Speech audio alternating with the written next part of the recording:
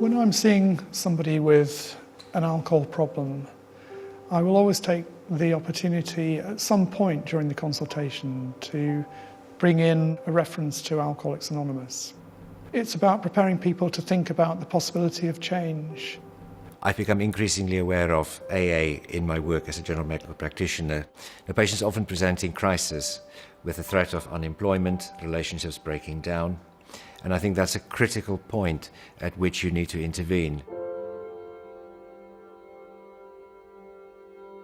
The person that referred me to AA first was a hotel doctor.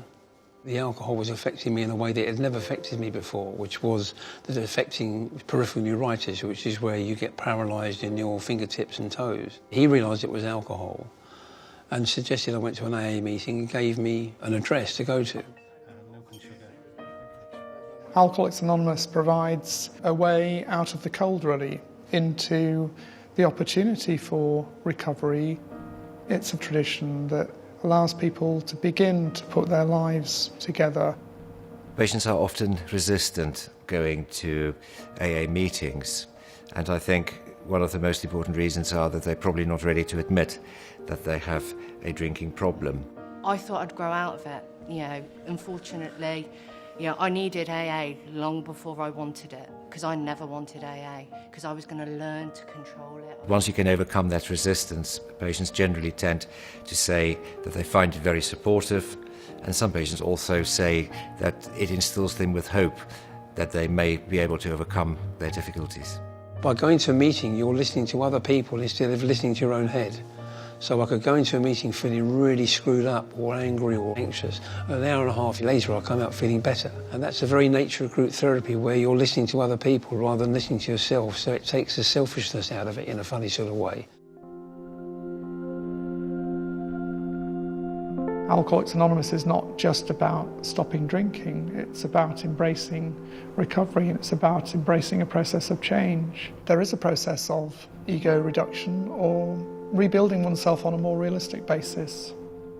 My boss very kindly gave me my job back, and I was very, very fragile, and they were very supportive, and they supported me, giving me some time off to go to AA meetings.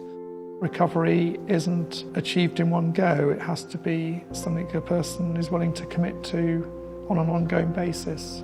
Alcohol dependence is a chronic illness, and I think in my work and when we assess patients, it's very important to establish the core and the underlying problems. I found AA to be most supportive and in fact complementing existing treatment modalities on the NHS. I used the medical profession in sobriety in my sober years to aid my recovery. This behavioural therapist helped me to take the blinkers off and look at a wider space rather than just me, how everybody's affecting me. It allowed me to come out of that victimhood, if you like. It allowed me to take responsibility for myself. I've recently done an audit on 200 patients that we've detoxed over a 4-year period, and we achieved 70% abstinence at 6 months. And these are patients who presented drinking on average 28 units a day. That equates to a bottle of vodka a day.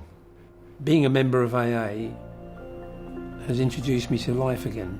I've been sober for just coming up to 29 years. I haven't had a craving now for a long time. It is most rewarding seeing patients through their treatment journey, particularly if you saw them in crisis and arriving at the other end, found their life, their spirit. Patients can easily access care or support within their hour of need. There are in excess of 4,000 AA meetings every week across the United Kingdom. And one important point is that AA meetings are free.